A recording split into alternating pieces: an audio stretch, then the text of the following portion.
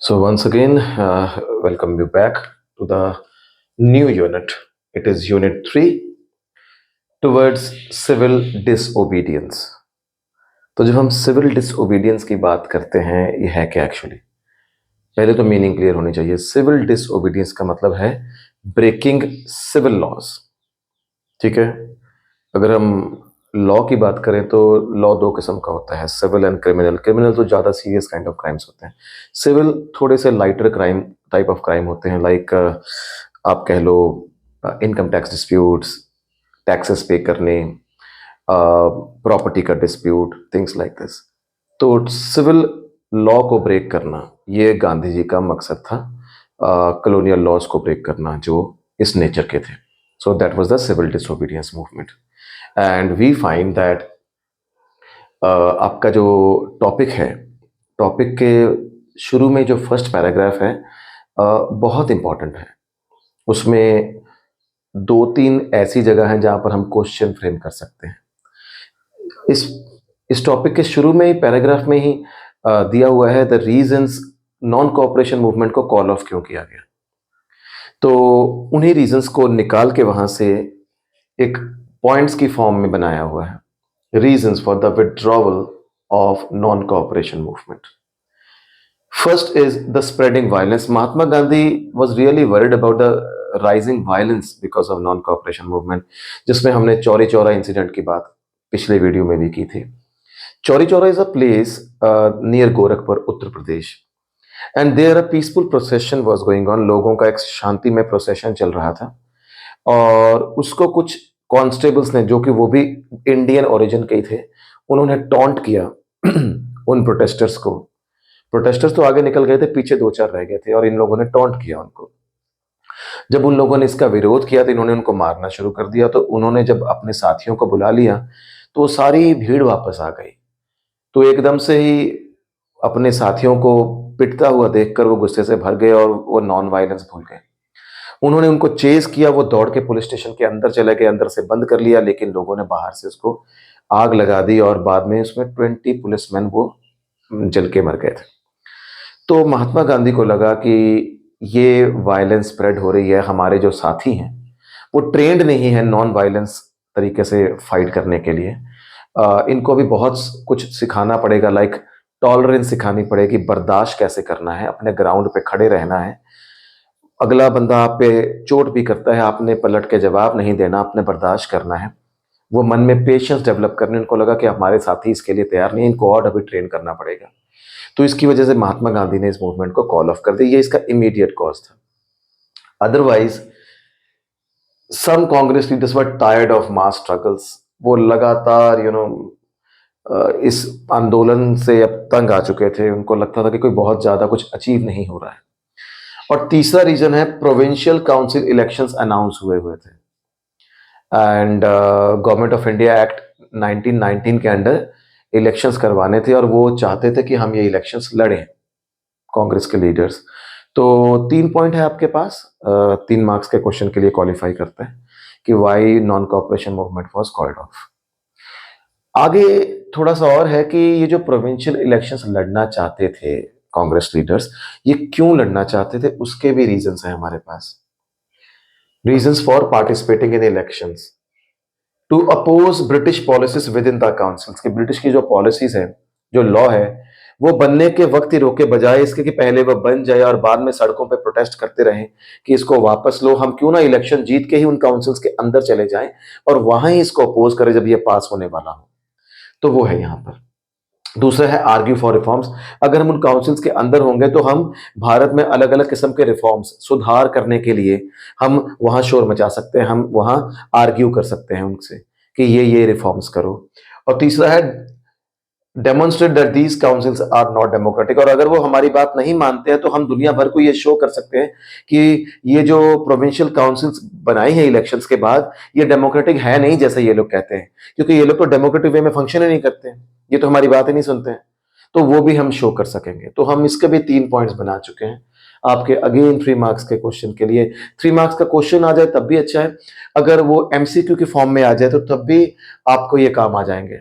अगर 4 पॉइंट्स दे दिए जाते हैं, एक गलत दे दिया जाता है और कहा जाता है विच वन इज रॉन्ग, तो 3 सही आपको पता है, आप फोर्थ वन जो रॉन्ग है वो आप उसको ढूंढ लोगे, तो वो आपका यहां काम आ जाएगा। उसके बाद है कि दो ऐसी घटनाएं हुई हैं जिससे भारत के खास करके गांव वाली साइड पे लोग बहुत भड़क गए।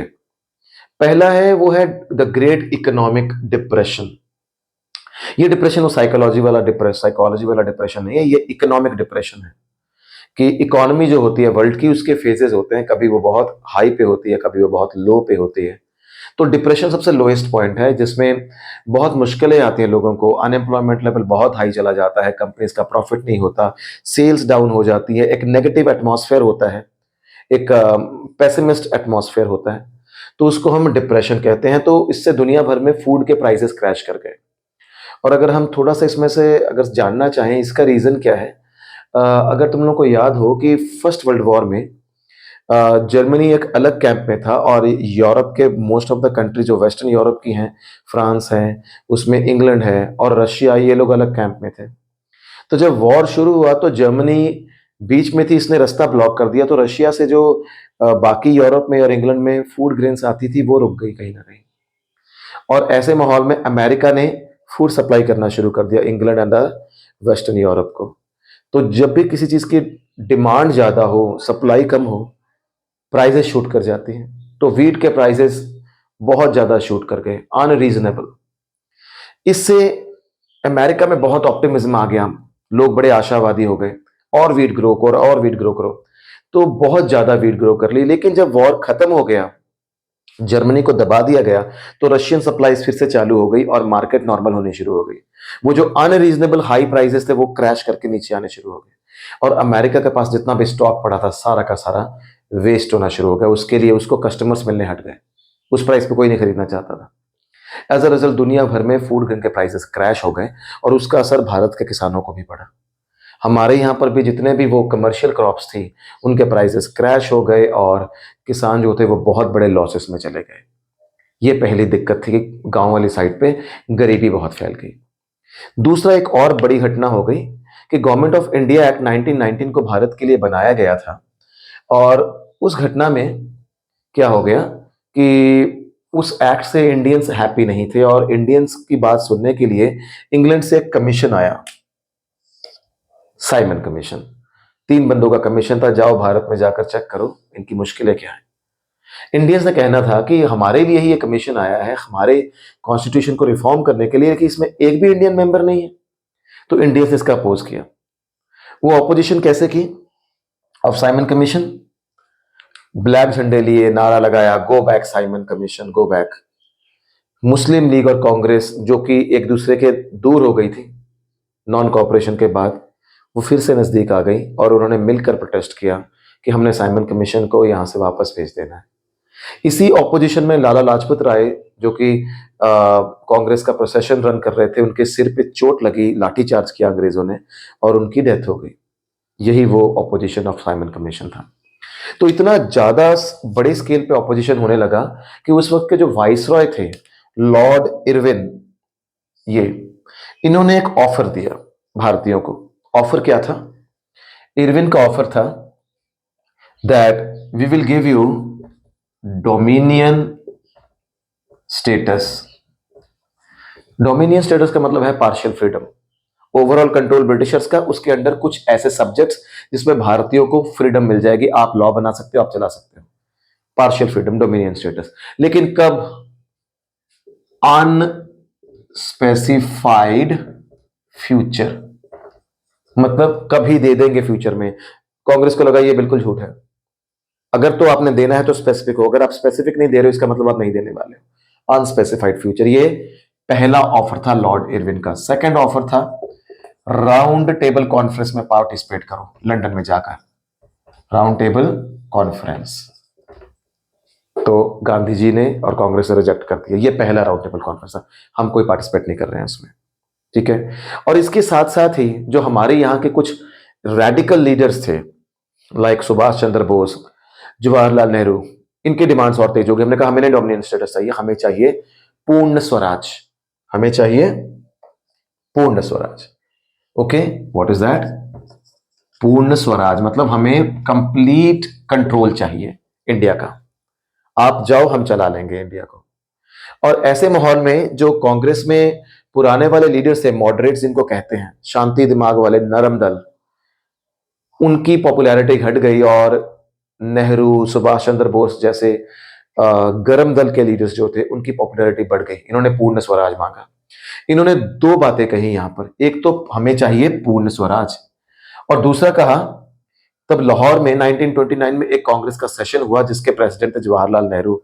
उन्होंने कहा कि 1930 1930 से हर साल 26 जनवरी 1930 ऑनवर्ड्स हम इंडिपेंडेंस डे मनाया करेंगे। तो दो बातें हुई, पूर्ण स्वराज चाहिए हमें, और 26 जनवरी 1930 से लेकर हर साल हम इंडिपेंडेंस डे मनाएंगे। लेकिन इसको ना बहुत ज्यादा सपोर्ट नहीं मिला, और इसको क्योंकि सपोर्ट नहीं मिला बहुत ज्यादा, तो फिर महात्मा गांधी ने तब डिसाइड करा कि हम सिविल डिसोबीडियंस मूवमेंट लॉन्च करेंगे। तो इस वीडियो में हम यहीं तक रोकते हैं, अगले वीडियो में हम इस यूनिट को आगे कैरी करेंगे। तो अगर आपने चैनल को अभी तक सब्सक्राइब नहीं किया तो आप लोग कीजिए इसको, एंड सो दैट नई अपडेट्स आपको मिल जाए। Thank you very much.